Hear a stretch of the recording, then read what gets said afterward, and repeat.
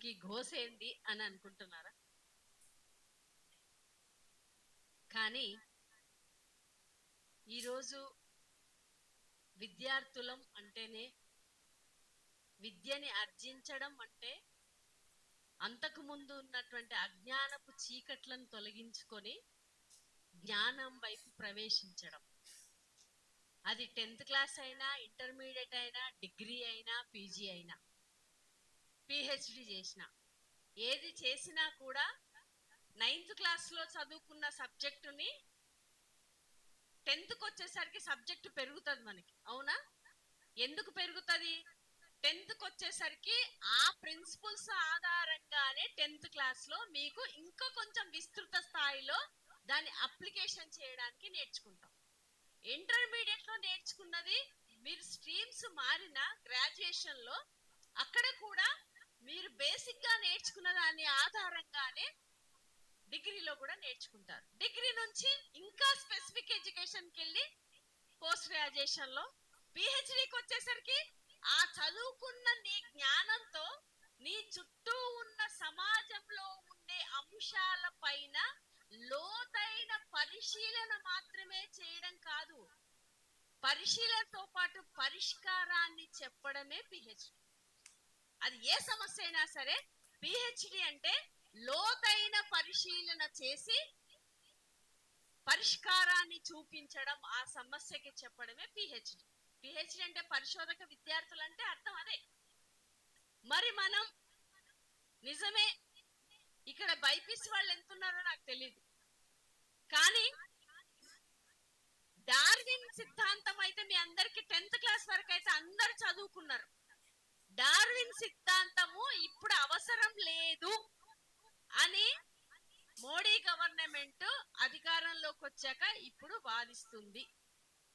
Darwin సిద్ధాంతము మన విద్యారంగానికి అవసరమే లేదు అని. ఎందుకు అవసరం లేదు అంటే దానికి లేదు విషయం.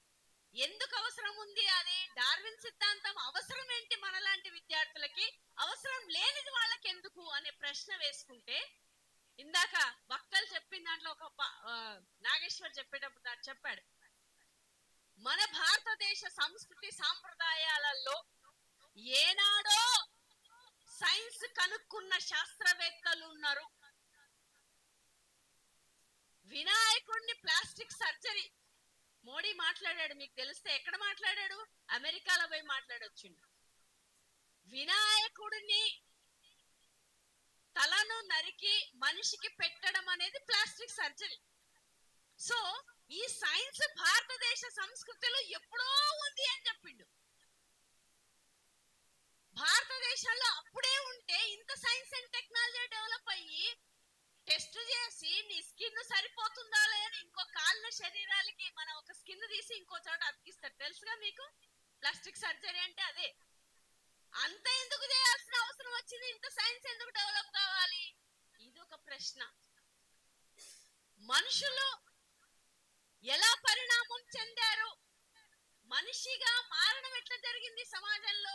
అంతకు ముందు మనం మన చుట్టూ చూస్తూ ఉన్నాం. కప్పలు, పాములు, పిల్లులు, ఎలుకలు, పందులు, కుక్కలు, ఒరాంగుటాన్లు, ఏనుగులు, పులులు, సింహాలు, మనిషిని చూస్తున్నాం. మనం ఏం చదువుకున్నాం జీవ పరిణామ క్రమంలో?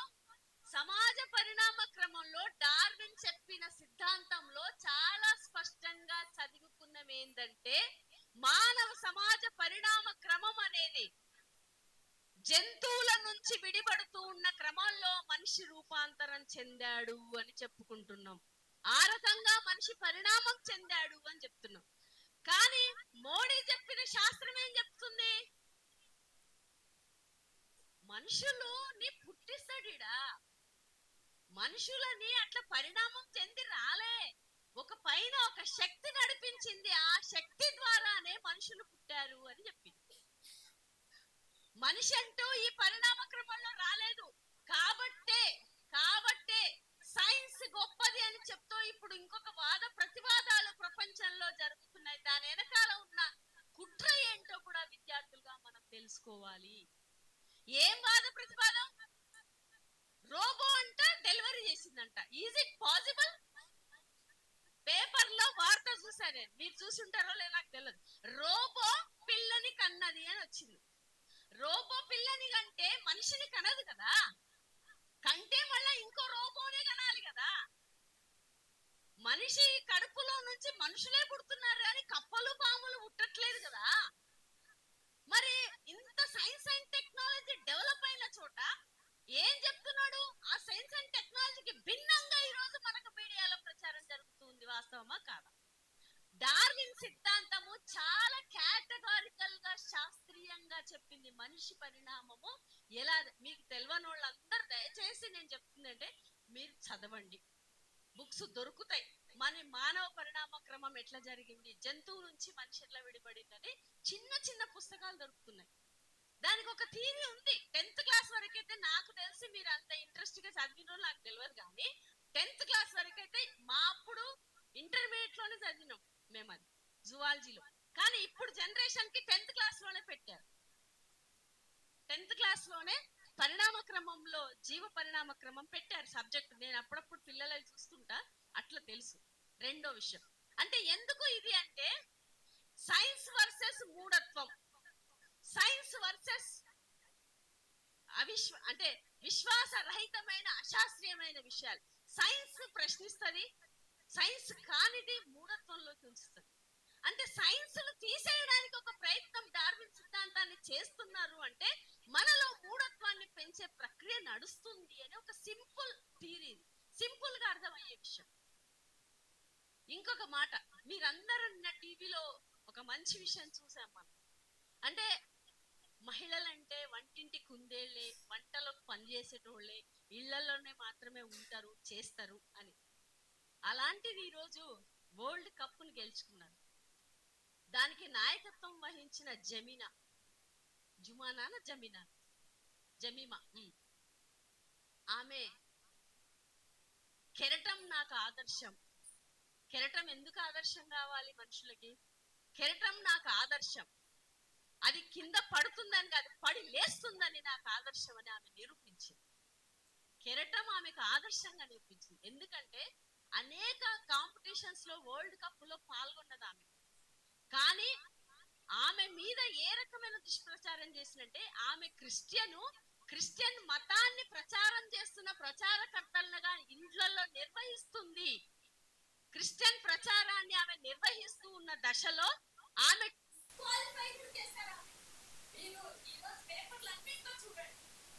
చాలా సందర్భాల్లో డిస్క్వాలిఫై చేస్తారు.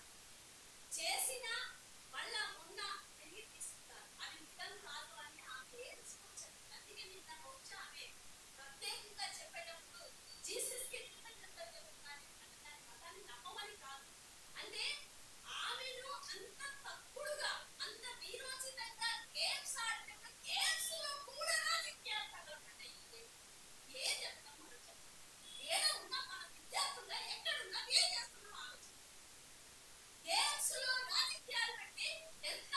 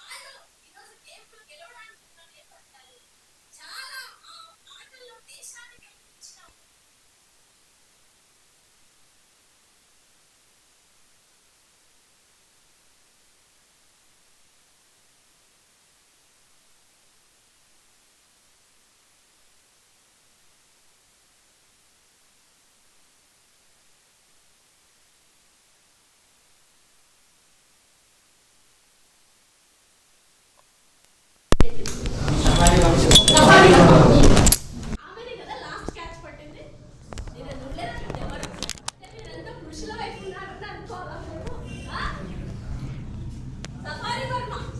సఫారీ వర్మ లాస్ట్ క్యాచ్ పట్టిందని అనుకుంటున్నా. మేబీ ఏమైనా ఉంటే కరెక్ట్ చేయండి. అంటే లాస్ట్ క్యాచ్ పట్టిన ఆమె కూడా ఇంకొక ఆమె రానందుకు ఆ ప్లేస్ లో ఈమె అకస్మాత్తుగా పెట్టారు.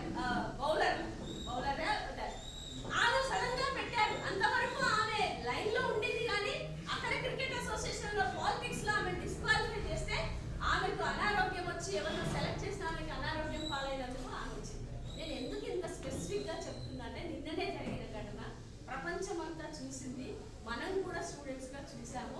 అక్కడ సచిన్ టెండూల్కర్, అజరుద్దీన్, ఇంక ఇప్పుడు లేటెస్ట్ వాళ్ళు ఎవరెవరో నాకు తెలియదు, రోహిత్ శర్మ, వీళ్ళెవరు ఉన్నారు క్రికెటర్స్ తెలియదు. వాళ్ళందరూ చూసే గేమ్స్ కంటే మహిళా గేమ్ ని ఎందుకు చూడలేదు? నేను మహిళ అయ్యి మాట్లాడట్లా కామ్రేడ్స్. ఎందుకు చెప్పదలుచుకున్నానంటే ఈ గేమ్స్ లో జరిగే రాజకీయాలు, ప్రపంచంలో చాలా రాజకీయాలు జరుగుతున్నాయి, మన చుట్టూ కూడా చాలా రాజకీయాలు జరుగుతున్నాయి. ఎడ్యుకేషన్ సిస్టమ్ లో వచ్చిన మార్పులు మీరు నిన్న ఒక ఘటన చూసారో లేదో, 2-3 ఈ మధ్య వరుసగా వస్తున్నాయి. ఈ నెల రోజుల్లో నేను చూశాను. కాలేజీల్లో నుంచి పడిపోయి ఆత్మహత్య చేసుకున్న ఘటన చూశాను. ఒక ఎంత బాధేసిందంటే వీడియో వచ్చింది. వికారాబాద్ లో ఒక అమ్మాయి కాలేజ్ బిల్డింగ్ నుంచి, రెసిడెన్షియల్ ఎడ్యుకేషన్ సిస్టమ్ లో ఉన్న అమ్మాయి బిల్డింగ్ మీద నుంచి దూకి చచ్చిపోయింది. అమ్మాయి ఎందుకు చచ్చిపోయింది అనేది ఇంకా బయటికి రాలేదు. బట్ ఆ అమ్మాయి డెడ్ బాడీని తీసుకెళ్తుంటే ఆ స్కూల్లో ఉన్న పిల్లలు, వందల మంది పిల్లలు ఆ ఏడుస్తూ ఉన్నారు. అంటే చాలా జమ్మట అమ్మాయి యాక్చువల్.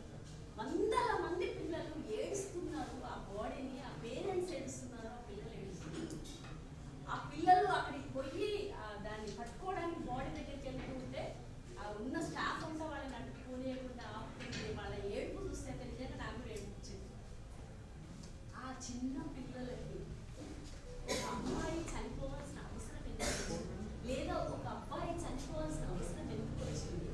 ఆ చిన్న పిల్లలకు ఆ జీవితంలో ఆ పడ్డ విషాదం, ఆ కనిపించింది, చూసిన విషాదం వాళ్ళ బ్రెయిన్ లో ఎంత నెగిటివ్ భవిష్యత్తులో కూడా ప్రయోగం చూపిస్తా లేదా? ఆ విషాదం మనకైనా మన చిన్నప్పుడు ఏదన్నా చాలా బాధ కలిగిందంటే చాలా గుర్తుపెట్టుకుంటాం. ఆ చిన్న పిల్ల మెదడులలో అది ఎంత విషాదాన్ని నింపింది. ఇది ఎందుకు జరుగుతుంది అనేది ఎవరు ఆలోచించాలి? విద్యార్థులుగా మీరే ఆలోచించాలి. ఇట్లా ఎందుకు చనిపోతున్న పరిస్థితి వచ్చిందని మనం ఆలోచించాలి. అవును, బ్రెయిన్ ఒక అతను ఈరోజు చూశాను, 1 month అయింది పెళ్ళై, తను ఆత్మహత్య చేసుకొని చచ్చిపోయాడు. అబ్బాయి 1 month అయిందంటే పెళ్ళై ఆత్మహత్య చేసుకొని చచ్చిపోయాడు. ఎందుకు చనిపోయాడు అతను అంటే, ఆ అమ్మాయి కోసం పెళ్ళయ్యాక నాకు పెళ్లికి ముందు నాకు ఒక ప్రేమికుడు ఉన్నాడని చెప్పినట్టు. ఆ చెప్పింది తెలిసి ఆత్మహత్య చేసుకున్నాడంటే ఈ అబ్బాయి. అంటే ఎందుకు ఈ మాట చెప్తున్నానంటే, ఆత్మహత్యల పరంపర ఎందుకు పెరుగుతుంది? ఈ సంక్షోభానికి గల కారణం ఏమిటి? ఆత్మహత్యల పరంపరకు, సంక్షోభాలకు ఉన్న కారణం ఏంటి? మానవ సమాజంలో ఎదురవుతున్న సమస్యలకి పరిష్కార కర్తలుగా పీడిఎస్ ఉండదలుచుకుందా లేదా? పీడిఎస్ సంఘంలో పనిచేస్తున్న నాయకులుగా మనం ఆ పరిష్కారాన్ని చూపించే ఒక గొప్ప మేధస్సు కలిగినటువంటి వ్యక్తులుగా మనం మారాలా లేదా? మారాల్సిన అవసరము, ఆవశ్యకత ఉందా లేదా? ఉంది. మారాల్సిన అవసరం ఉంది. ఆ రకంగా మనం అనేక మంది విద్యార్థులకి, డిప్రెషన్ లో విద్యార్థులకి, సమస్యల్లో ఉన్న విద్యార్థులకి, కష్టంలో ఉన్న విద్యార్థులకి మేమున్నాం భరోసా, దట్ ఈస్ పీడిఎస్ అని చెప్పగలిగే చైతన్యాన్ని మేము ప్రదర్శించగలిగారు. అట్లాగే ఇంకొక మాట చెప్పి ముగిస్తా. కరెంటు పోయింది, నాకు కూడా కష్టమైంది. ఇంకొక విషయం కూడా, ఒక టాప్ మోస్ట్ వరల్డ్ కప్ తెచ్చుకున్నది ఎక్కడే? కులాన్ని ప్రతిపాదించి, కులాన్ని చెప్పి, కుల రాజకీయం నడుపుతున్న, మత రాజకీయం నడుపుతున్న పరిస్థితుల్లో మన చుట్టూ సమాజంలో ఎన్ని రకాల రాజకీయాలు ప్రవేశించి, ఎన్ని రకాల రాజకీయాలు నడుస్తున్నాయో కూడా సూక్ష్మంగా మనం పరిశీలించాల్సిన అవసరం ఉంది. ఆ సూక్ష్మతలో పరిశీలించి దాని చుట్టూ మనం పట్టుకోవడం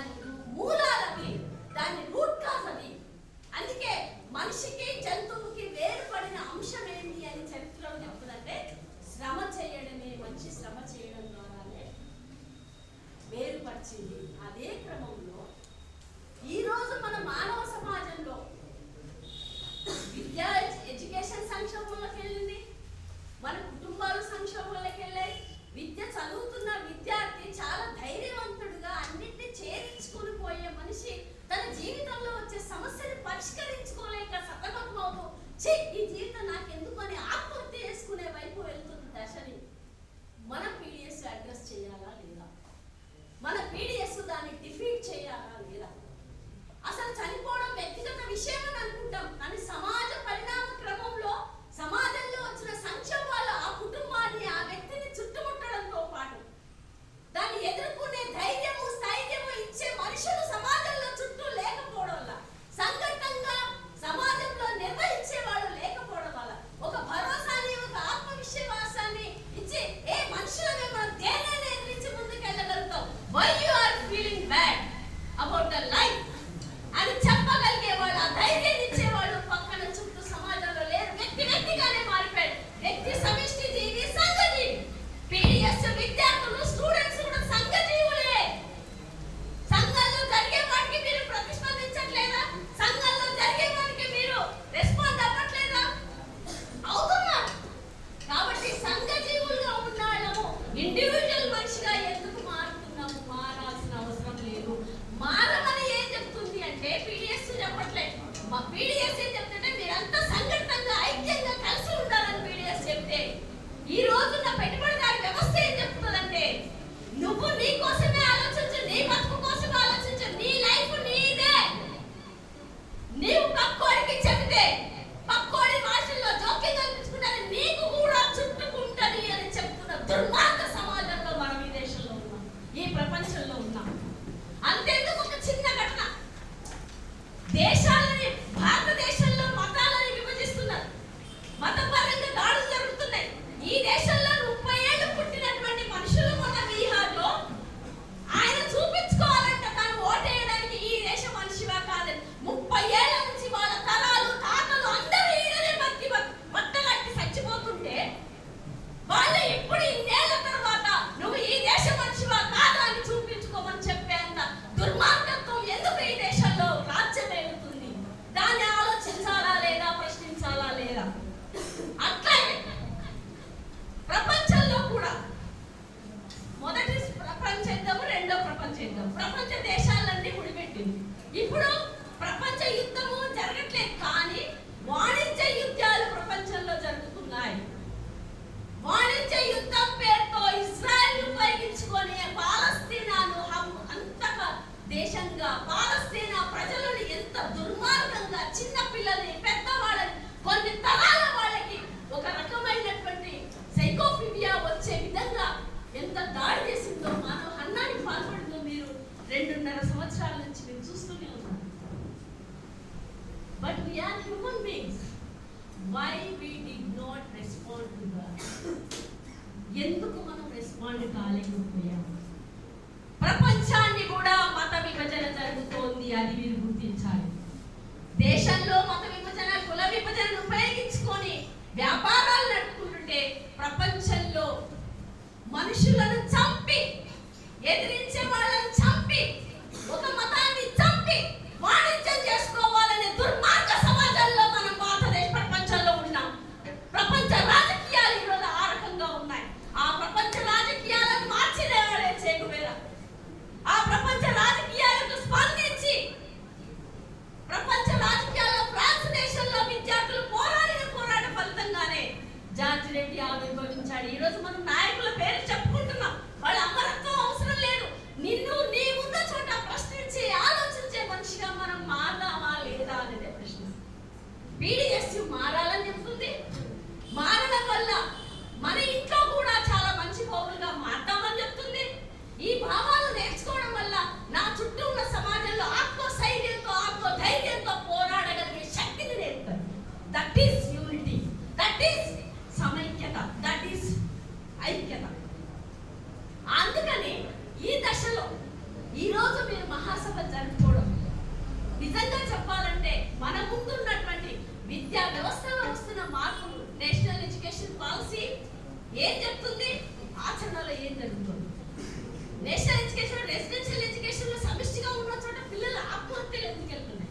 బయట ఇండివిజువల్ కాలేజీలు ఉన్న చోట అక్కడ పిల్లలు ఎందుకు చనిపోతున్న పరిస్థితి ఏర్పడుతుంది? దాన్ని మనం ఎట్లా అర్థం చేసుకొని ఆ సమస్య లేకుండా పరిష్కారానికి ఎట్లా ముందుకోవాలి? మూడోది, విద్యా సంస్థలో ఎప్పుడు కాలేజీలు బంధువులు అవి ఇచ్చేది ఎవరంటే స్టూడెంట్ ఆర్గనైజేషన్స్ ఉండే. అంటే మేము 2004కి ముందు, బహుశా 5కు ముందు 6లోనో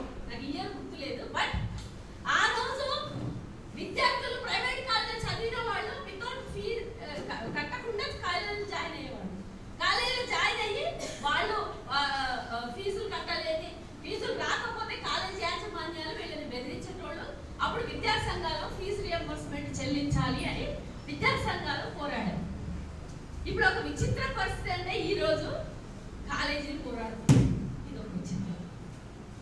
కాలేజీలు ప్రభుత్వాన్ని హెచ్చరిక చేస్తున్నాయి. నువ్వు మాకు పిల్లలకు ఫీజులు ఇవ్వాలని కాదు, వాడు కాలేజీ మూసుకునే పరిస్థితి వచ్చింది. అది కదా ఎందుకు ఇది? ఎందుకు ఈ పరిస్థితి డెవలప్ అయింది? ప్రణాళిక లేకుండా ఇప్పటి ముప్పడిగా ఇష్టం వచ్చినట్టుగా ఎవడు పైసలు ఉన్నోడు వాడు వస్తే కాలేజీలు పెట్టుకోవడానికి పర్మిషన్ ఇవ్వడము, ప్రణాళిక లేని విద్యా వ్యవస్థని ఈ రోజు మన మెదళ్లలో చొప్పించడమే కారణం. విద్యకు కాలేజీలను ఇప్పటికిప్పటిగా ఇచ్చిన ఫలితంగానే ఈ రోజు అవి సంక్షోభంలోకి వెళ్ళాయి. విద్యార్థులను కూడా సంక్షోభంలోకి వెళ్ళి ఒకనాడు మనం పోరాడి కాలేజీలోకి వెళ్ళాలి అని మనం అడిగితే విద్యార్థి సంఘాలు వస్తే పిల్లలు చెప్పుకుంటారు రాజకీయాలు వద్దని చెప్పిండు. అవునా కాదా? రావద్దు, రాజకీయాలు పాడైపోతారు, పిల్లలకు రాజకీయాలు. మరి ఇప్పుడు రాజకీయాలు ఎవరు చేస్తున్నారబ్బా? ఇది ఆలోచించాలా లేదా మనం? అందుకనే మిత్రులారా, విద్యార్థి సంఘాలు, వందల విద్యార్థి సంఘాలు ఉన్నాయి. కానీ విద్యార్థులకు నిజమైన అవగాహనని, జ్ఞానాన్ని అందిస్తూ ఒక వారసత్వ సంపదతో త్యాగం, నీతి, నిజాయితీ, నిబద్ధత, ధైర్యం, సాహసం, వీటితో ఏ విద్యార్థి సంఘం ముందుకెళ్తుందో ఆ విద్యార్థి సంఘంతో మీరు ఉండడమే కాదు, మీరందరూ మీ కళాశాలలో గొప్ప నాయకులుగా మారి పిడిఎస్ వారసత్వాన్ని ముందుకు తీసుకెళ్లే వాళ్ళుగా మారడమే కాదు, మన గ్రామంలో మన ఇంట్లో ఎదురవుతున్న సమస్యలను కూడా ధైర్యంతో ఎదిరించే కుటుంబంగా మార్చడమే కాదు, సమాజంలో కళాశాలలో ఉన్న వాళ్ళు కూడా ధైర్యంగా మార్చే ప్రక్రియకు చోదకులుగా, నాయకులుగా మీరందరూ మారాలని కోరుకుంటూ నాకు ఈ అవకాశం ఇచ్చిన గ్రేటర్ హైదరాబాద్ కమిటీ PDSకి ఉద్యమాలు తెలియజేస్తాను.